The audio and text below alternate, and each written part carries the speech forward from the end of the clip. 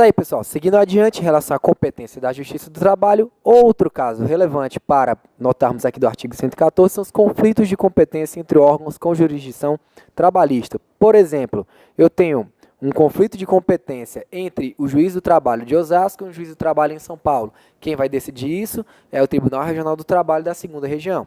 Eu tenho um conflito de competência entre o TRT7 do Ceará e o TRT2 de São Paulo. Quem vai decidir isso? O TST, ou seja, órgãos trabalhistas em conflito de competência, quem julgará é a própria Justiça do Trabalho, salvo, veja só a exceção, trazida no próprio dispositivo, conflito de competência entre, por exemplo, o TST e o STJ, nesse caso quem vai julgar é o próprio STF. Tudo bem, mas via de regra, conflito entre órgãos trabalhistas, eles entre si, competência da Justiça do Trabalho para julgá-lo.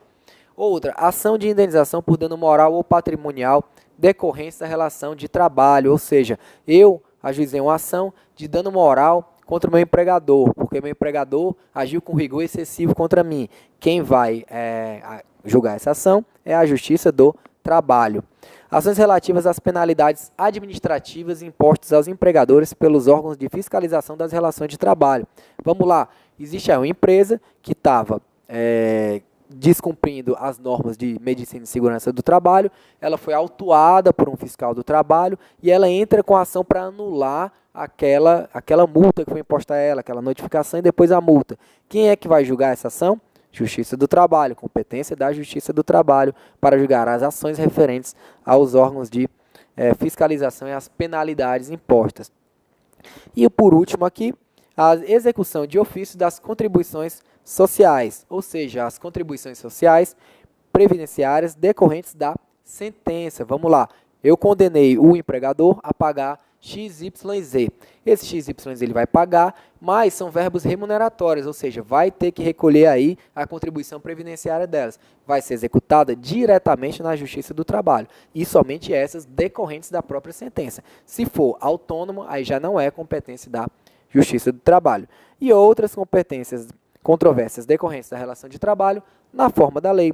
Essa é a redação do artigo 114. Então, fique ligado, porque é importante, até mesmo no seu dia a dia do trabalho, se você vier a trabalhar com isso, você vai ver como é importante a questão de competência, porque é a primeira coisa que você olha quando olha um processo, uma ação nova, quando você vai ajuizar uma ação. Quem é competente para julgar essa ação? E muitas vezes aí, acredite você, as pessoas ainda erram muito a questão da competência, porque não é algo tão simples. Não estou aqui desmerecendo o erro quanto à competência, porque de fato, às vezes fica confuso. Mas aí com a análise desse 114, você já tem pelo menos um ponto de partida. Agora vamos lá. Súmulas importantes aqui. Nós trouxemos para vocês súmula 22 do STF, súmula vinculante 22 do STF, que diz que o quê? A Justiça do Trabalho é competente para processar e julgar as ações de indenização por danos morais e patrimoniais decorrentes do acidente de trabalho propostas por empregado contra o empregador, inclusive aquelas que ainda não possuíam sentença de mérito em primeiro grau, quando da promulgação da emenda constitucional número 45 de 2004. Lembra que eu falei para vocês que a emenda 45 ela trouxe grandes modificações aí na competência da Justiça do Trabalho? Pois então, justamente essa alteração da competência, uma delas incluída foi a do acidente de trabalho. As ações decorrentes do acidente de trabalho elas eram julgadas pela Justiça Comum.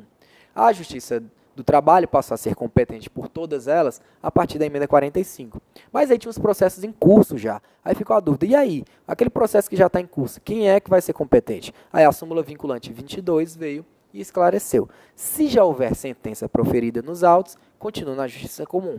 Se ainda não possuía sentença de mérito proferida nos autos, passa à Justiça do Trabalho. E as novas? Obviamente, as novas, Justiça do Trabalho. Então, cada vez nós ficamos mais distantes aí da emenda 45 de 2004, mas é importante você lembrar, porque isso pode ser questionado na sua prova. Então, vamos lá. O acidente de trabalho, hoje, basicamente, como dito, a ação do empregado contra o empregador, Justiça do Trabalho. Mas tem uma leve diferencinha aqui. E se tratar da ação do empregado ou seus sucessores contra o INSS? Nesse caso, competência da Justiça Comum Estadual, nos termos do artigo 109 da Constituição Federal. E se tratar de uma ação, por exemplo, do INSS contra o empregador, uma ação aí de regresso, Nesse caso, competência da Justiça Federal, porque o INSS é uma autarquia federal. E a súmula vinculante 23, importante de lembrar, a Justiça do Trabalho é competente para processar e julgar ação possessória ajuizada em decorrência do exercício do direito de greve pelos trabalhadores da iniciativa privada. Lembra isso aí que eu estava falando? A greve, o direito de greve e a ação decorrente dele vai ter aí. Vamos lá. Existe aqui uma determinada categoria que entrou com a greve. Essa categoria está paralisada. O empregador ele quer que esses caras voltem ao trabalho. Então ele vai ajuizar um dissídio de greve. E o dissídio de greve é uma ação que ela tem por objeto não somente declarar a legalidade ou ilegalidade de uma greve, a abusividade ou a não abusividade de uma greve. Mas aí, por exemplo, se esses caras eles estão ocupando o prédio da empresa, eles ocuparam o prédio da empresa, eles não deixam ninguém entrar, estão fazendo aquele piquete violento. Nesse caso, pode haver aí uma ação possessória.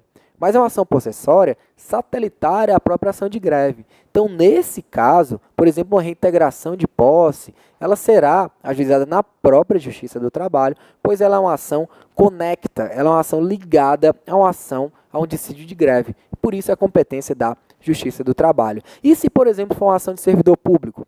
Uma ação de servidor público, como a gente viu, o competente é a Justiça Comum.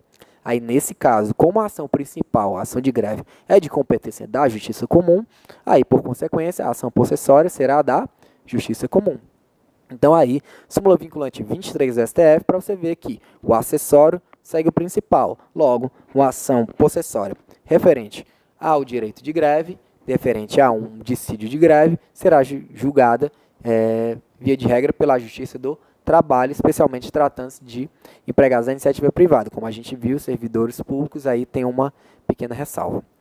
E aí, pessoal, então a gente vê que essa competência que a gente estava falando é a competência absoluta, a competência da Justiça do Trabalho como um todo. Mas dentro da competência da Justiça do Trabalho, vai haver aí, por exemplo, a competência funcional. Quem é a competência funcional? O que quer dizer essa competência funcional? Essa competência funcional, ela se refere, por exemplo, se você vai ajuizar o mandado de segurança contra ato do juiz de primeira instância, quem tem competência funcional para processá-lo e julgá-lo é o próprio tribunal. A ação rescisória, quem tem competência para julgar é o próprio tribunal. Então você vai ter que ver, e a gente vai vendo isso aqui no decorrer da nossa aula, que a competência funcional, ela muda. Via de regra, uma ação, uma reclamação trabalhista, ela vai ser ajuizada na primeira instância e será distribuída entre uma das varas do trabalho. É isso aí, meus amigos. Vamos lá, vamos em frente.